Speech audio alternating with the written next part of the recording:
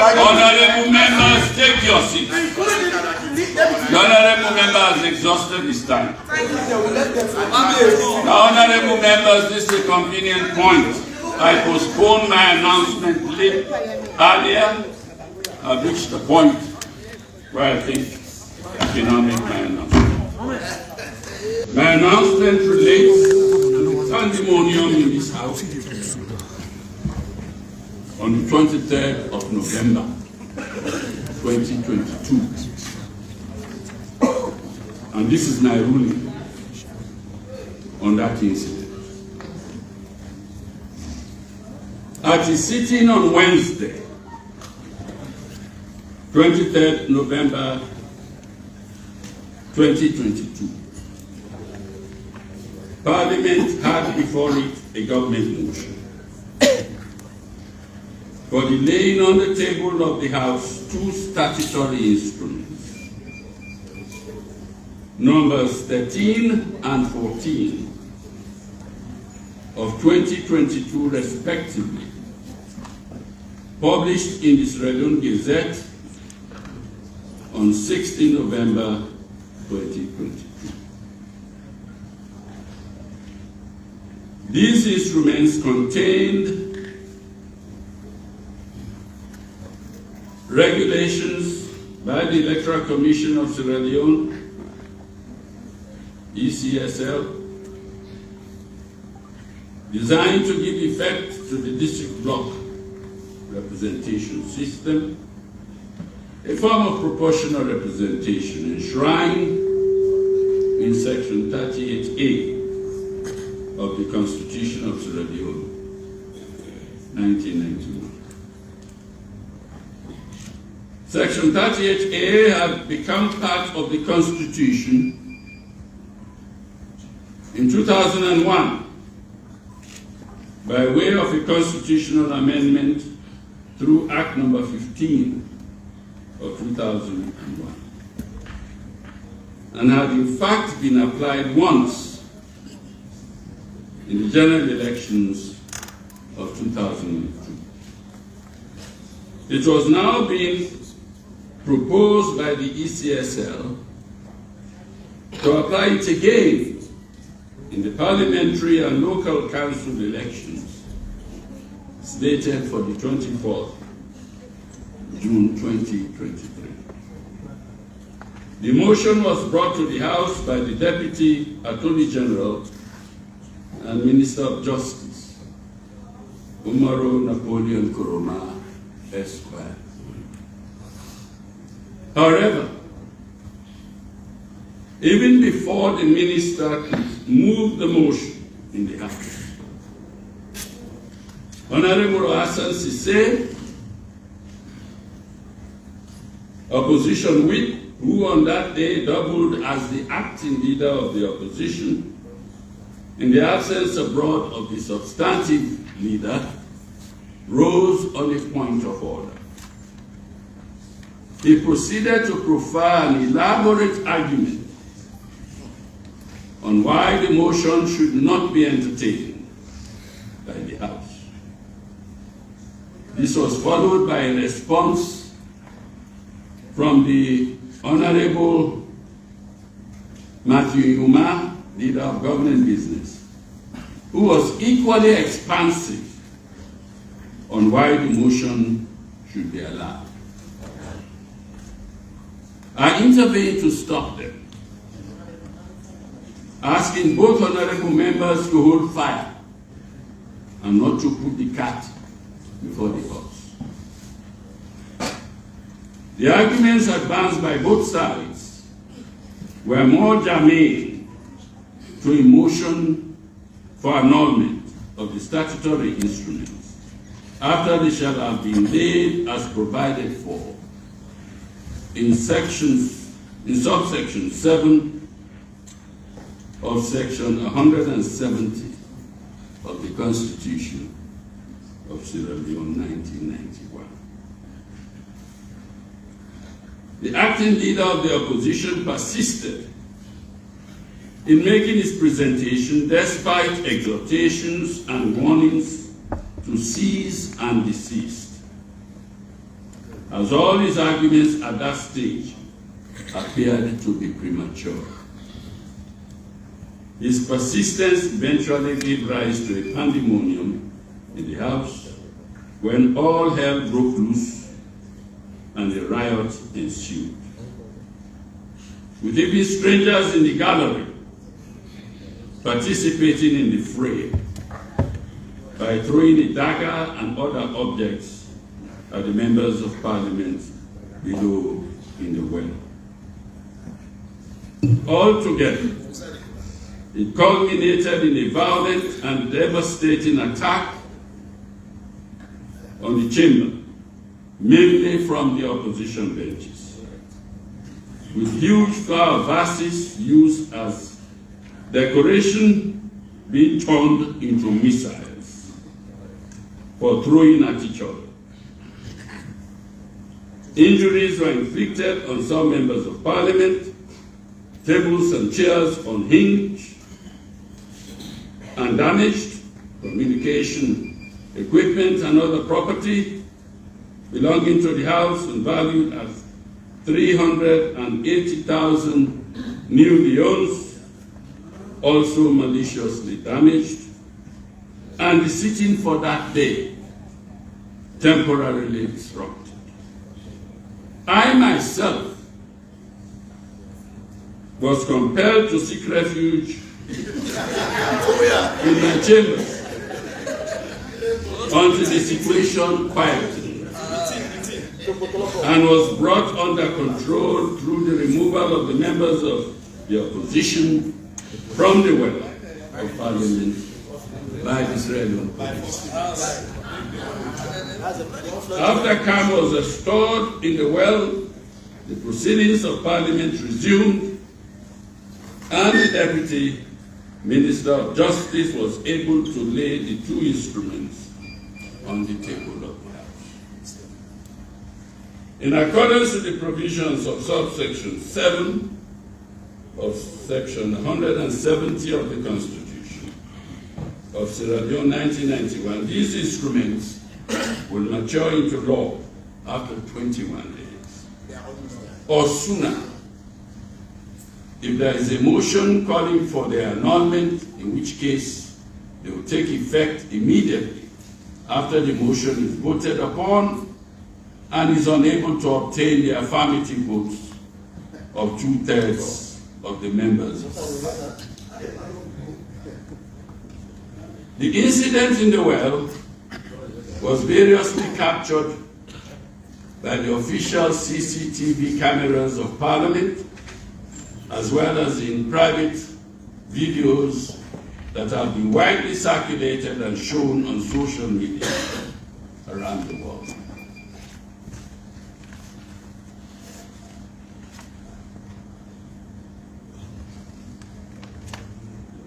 From the report tendered and read to the House by the Clerk of Parliament immediately after the incident, there is strong evidence pointing to at least 3 members of Parliament, among others, as the main perpetrators of the attack on the Chamber of Parliament. They are Honorable Aaron Aruna Kuruma, Constituency 048, 2, Honorable Lahai Mara, Constituency 042, 3, Honorable Abdul Karim Kamara, Constituency 059. The Inspector General of Police wrote to me on 24th November 2022 requesting that I release these members of Parliament to assist the police with the investigation into the incident. Characterization of the incident: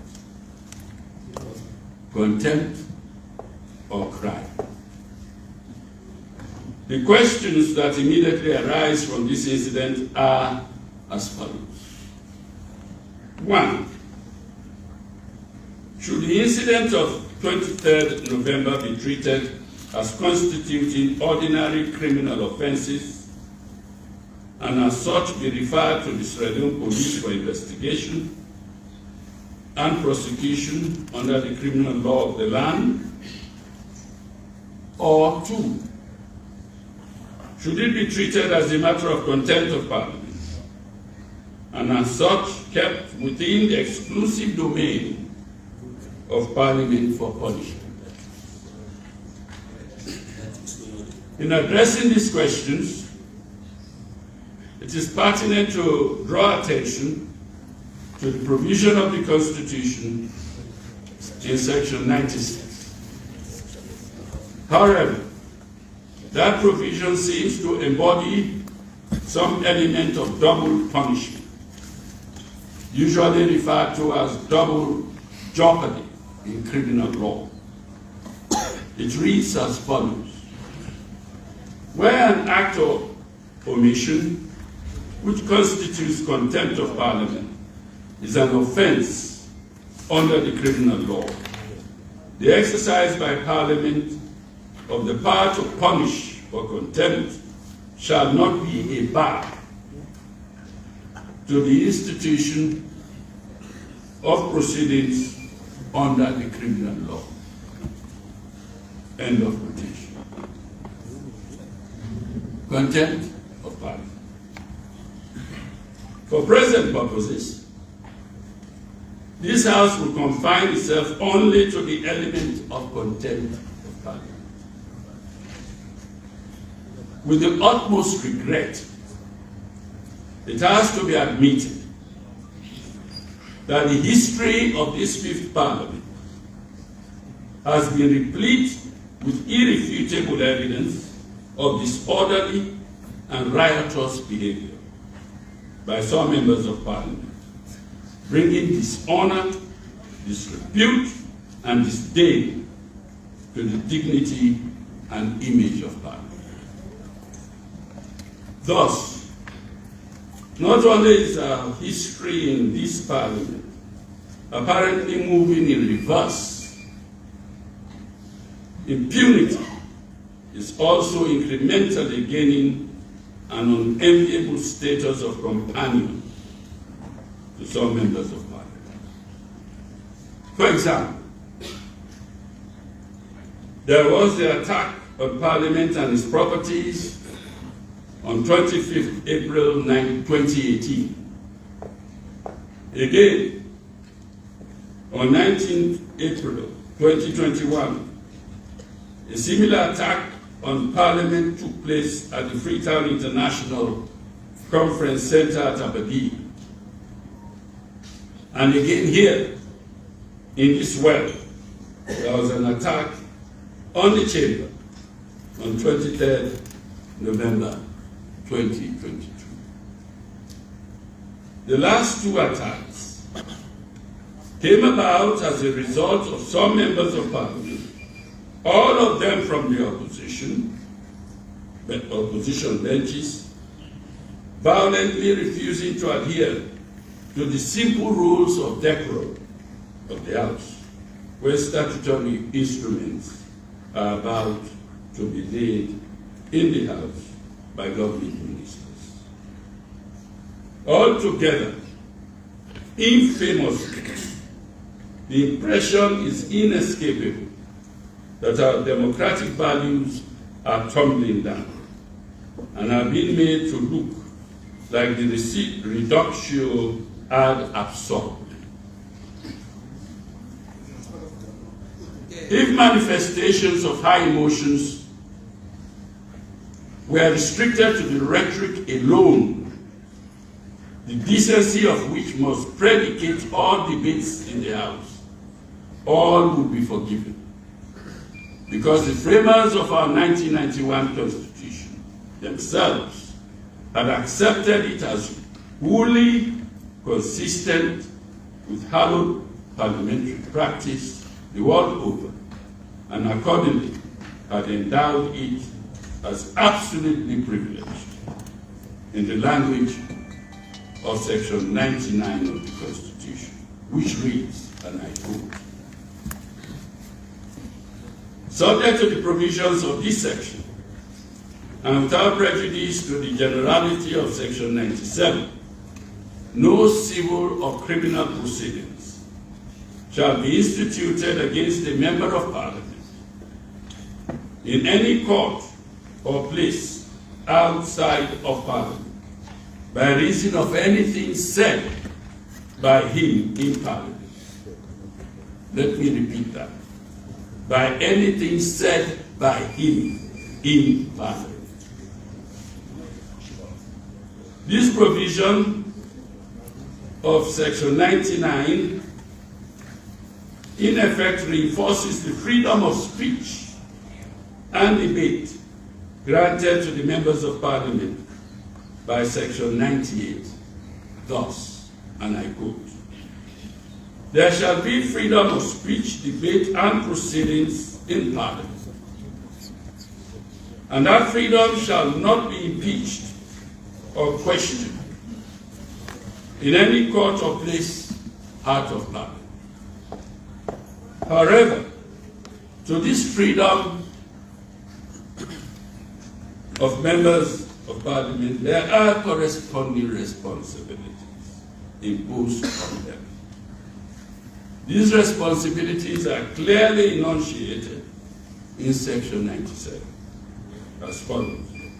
And again I quote, "The responsibilities of the members of Parliament shall include the following. A, all members of Parliament shall maintain the dignity and image of Parliament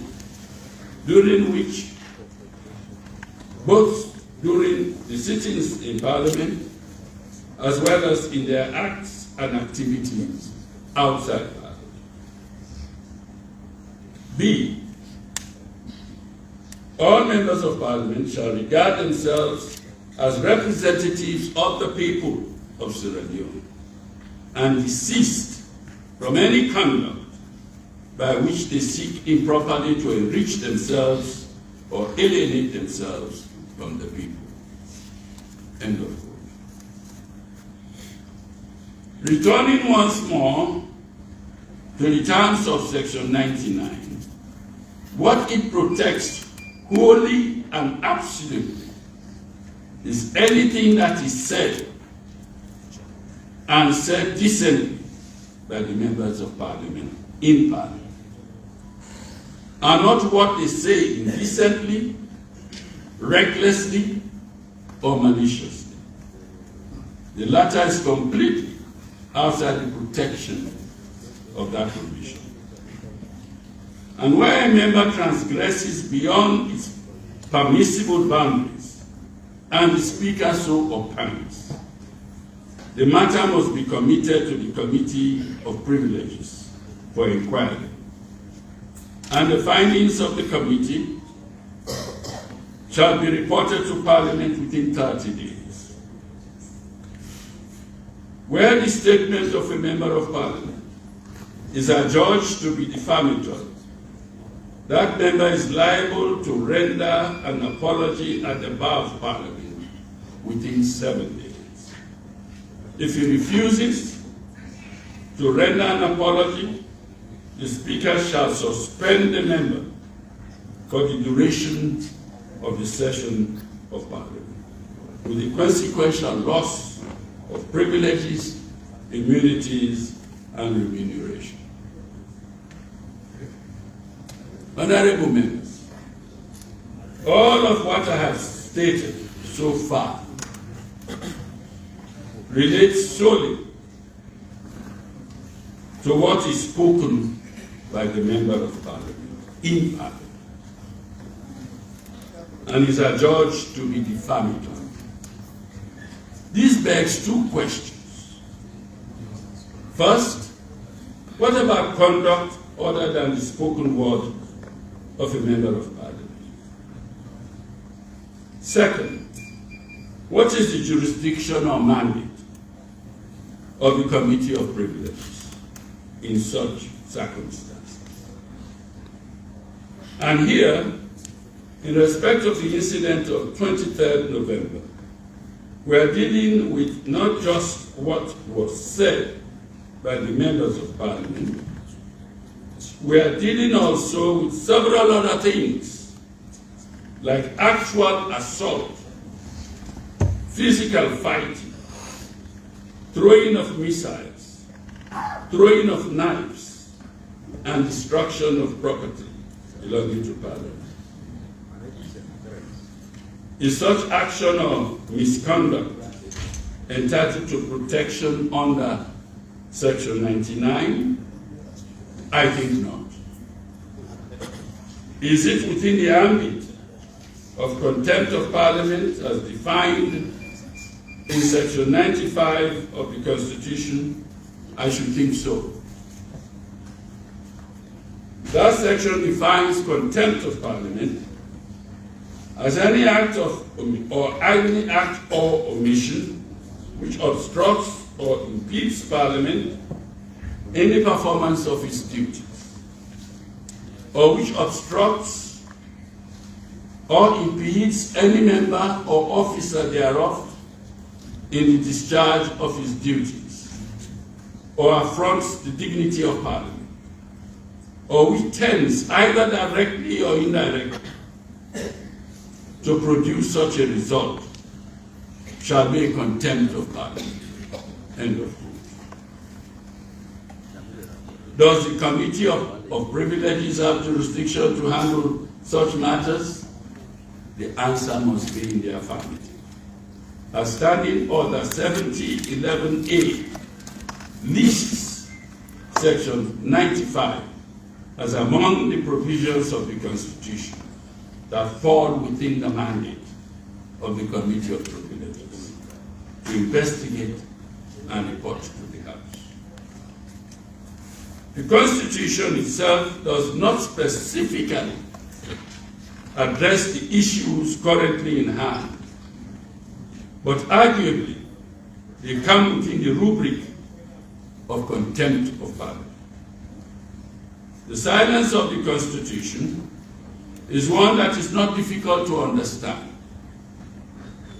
The framers of our Constitution never anticipated that a person so highly exalted and called honorable, indeed a lawmaker for that matter, could ever even think of sharing his high exalted endowment and descend so low to the level of a vagabond or a street fighter. So today, we are faced with a situation that is entirely unique and probably never contemplated by the framers of the Constitution. An honorable man turned vagabond, but who surely cannot and should not go unpunished. Parliamentary privilege is the sum total of certain fundamental rights of Parliament and its members, which are generally accepted as necessary for the exercise of their sacred constitutional functions. Parliament and its members must be seen as complementary to each other, because the House cannot function. So the House cannot perform its constitutional functions without the unimpeded use of the services of its members. This ancillary character is a distinctive mark of a privilege. Though part of the law of the land, it is to a certain extent an exemption from the ordinary law. From the import of the provisions in Section 99 of the Constitution, it is clear to me that the intention was to grant to the members of Parliament a certain degree of protection when they make statements in Parliament, but it does not and cannot afford protection to members of Parliament for statements that are found to be reckless or malicious. Still less can it afford any protection to a member of Parliament for acts that constitute assault or malicious damage to property. Such acts properly constitute contempt of Parliament because they obstruct and impede Parliament in the performance of its duties and functions, as well as an affront to the dignity of Parliament. Fighting, throwing of missiles, and malicious damage to Parliament's property fall into that category. Accordingly, such gross misconduct in the House is deserving of the most severe punishment, including loss of status as a member of Parliament, withdrawal of privileges and immunities, as well as loss of remuneration. That said, as we count down the months and days left to the next general election on 24th June 2023, there has been a noticeable escalation of the crudest profanity and most incendiary political rhetoric ever, which is excessively overheating the political space, as if they are foretelling an even bigger crisis ahead in the months and days remaining to the general election. No civilized society can accept this unsavory development, and it must be condemned without reservation and stamped out at once. The failure to do so is in effect to continue to encourage the subversion of the political climate. A climate that is likely to grow exponentially unstable, riven with mistrust and mutual intolerance, fueled by wild accusations and innuendos and online bullying, a dialogue of the deaf, drowning each other out with heavy noise and shame, and in a sense, making democracy to look unhinged and outlandish. We cannot and must not allow this to prevail in our society. They are most unworthy of the quiet and peaceful people of the country we call our Sierra Leone. The extant images and landscape of the darkest years of the 1990s should provide a stark reminder to all of us of the consequences of the failure of democracy in yesteryears. And we certainly cannot afford another failure. Therefore, the people we elect as our representatives to Parliament must learn to listen, to be tolerant of one another, and to play the game of politics strictly by the rules. Those who feel they cannot play by the elementary rules of decency and civilized behavior do not deserve the people's trust to be elected to this well, nor to call themselves honorable.